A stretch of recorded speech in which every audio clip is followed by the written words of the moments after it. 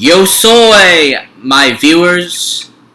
I know that's not a greeting, but I've never cared much for logic. Anyway, I'm here to follow up on the promise I made at the end of my last video, which was, of course, the promotion for Terminator Genisys, to explain the Terminator timeline, or should I say, timelines. Because, of course, anybody who's seen Terminator knows that they go and time travel a lot. A lot. I think the only series that beats Terminator for most times traveling through time is Doctor Who. But we're not talking about Doctor Who. Back to Terminator. Please note the handy diagram I have drawn. I don't know how well you'll be able to read it, but at the very least it'll give you something to look at as I explain. Now, in this explanation, we'll be looking into the three most prevalent timelines in the Terminator franchise, specifically the one created by the first four films in the franchise, the one created in the fifth film, Terminator Genisys, and finally, the one created in the television series, Terminator the Sarah Connor Chronicles. Now, pretty much the first timeline, which takes place in the first four films, is self-contained, beginning when the T-800 Model 101 is sent back to kill Sarah Connor in the year 1984 from 2029. The Resistance would retaliate by sending a Resistance fighter back to protect her, Sergeant Kyle Reese of the TechCom unit directly under John Connor's command. Reese would succeed in saving Sarah's life only at the loss of his own. It would later be revealed that Reese was in fact Connor's father and had in fact been sent back to ensure the conception of the future leader of humanity. We now move on to 1995, where the events of Terminator 2 Judgment Day take place. In this scenario, Skynet has once again sent a Terminator back to kill, this time for John himself. Future John takes the step to send back a reprogrammed T-800 Terminator to protect himself and follow his every order.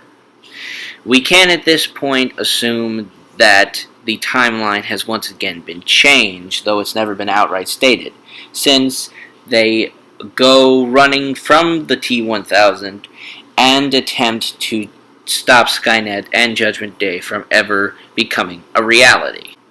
According to Terminator 3 Rise of the Machines, the date of Judgment Day was moved to 10 years in the future. Of course, we will have to ignore this due to the fact that it creates many continuity errors between itself and the much better second movie.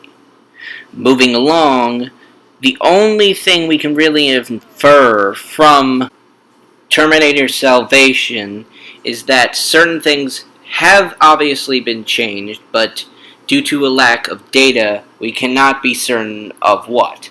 Two things that are certain, however, are that the circumstances of both John's first meeting with his father and how he became leader of the Resistance are different. Moving on, I think we can safely begin with the second timeline created in the Sarah Connor Chronicles. Now, one of the more overlooked and often unnoticed changes to the timeline in Sarah Connor Chronicles occurs early on. In fact, it occurs in the events of the first movie, specifically when they took place. Because unlike with the actual first movie, which took place in mid-1984, specifically May, whereas the Sarah Connor Chronicles version of events took place somewhere in early 1983 instead.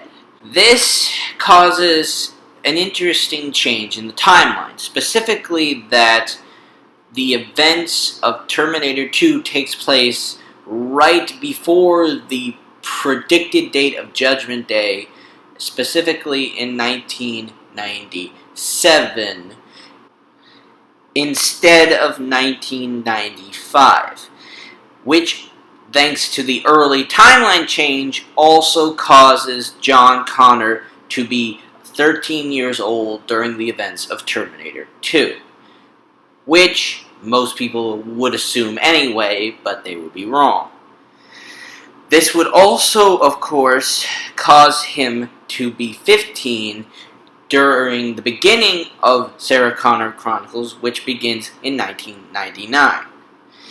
That is before they encounter another Terminator sent back to kill John, Crow Marty, and his new protector, the smoking hot Cameron, played by Summer Glau.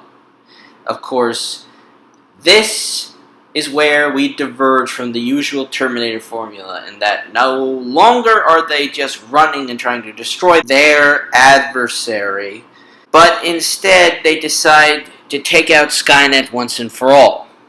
Again, this time by jumping 8 years into the future to 2007. Because apparently, in this timeline, the change caused the inevitable Judgment Day to not take place until 2011. The changes don't stop there. Unlike with all previous forms of Terminator media, they do not stop using the time machine. And in fact, both factions send back multiple agents, human and Terminator alike, to change history in their favor.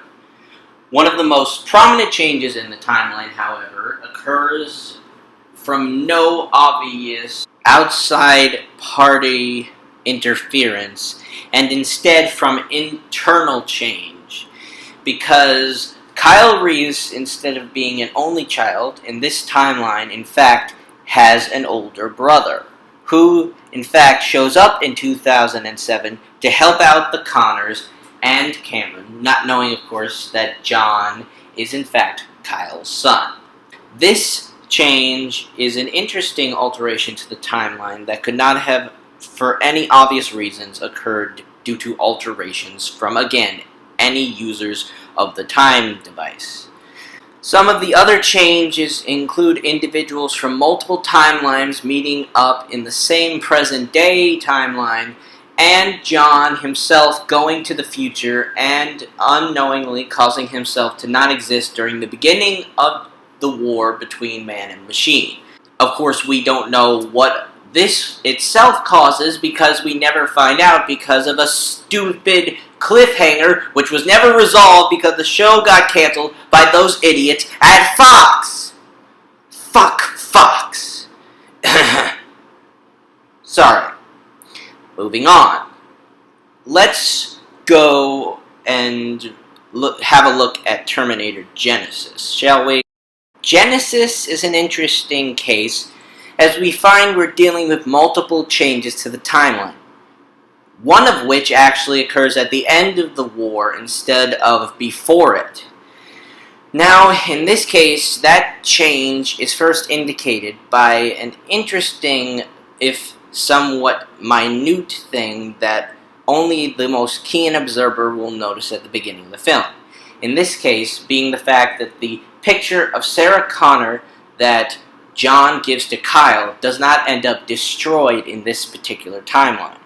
The next is the fact that as Kyle is going back to 1984 to rescue Sarah, we see what appears to be an unknown individual attack and kill all the resistance fighters and then attack John Connor himself, doing something that we are not able to see until later in the film in a flashback. The next alteration occurred, again, this time, as usual, before the war, but in fact, 9 years before the events of the first Terminator film, in that while up at her cabin with her parents, Sarah Connor is attacked by a T-1000. The T-1000 succeeds in killing her parents, but not Sarah Connor herself, who is rescued at the time by a T-800 Model 101 infiltrator unit that has been reprogrammed by an unknown party. This, of course, changes several things in the timeline, including becoming a badass earlier in the timeline, along with being raised by a Terminator. And, of course, a change in that she did not need to be saved by Reese, but in fact saved Reese from the T-1000.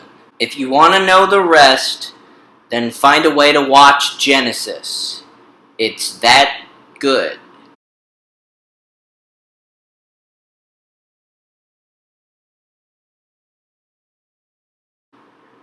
If you've enjoyed what you heard, then please like, comment, and subscribe. Thank you.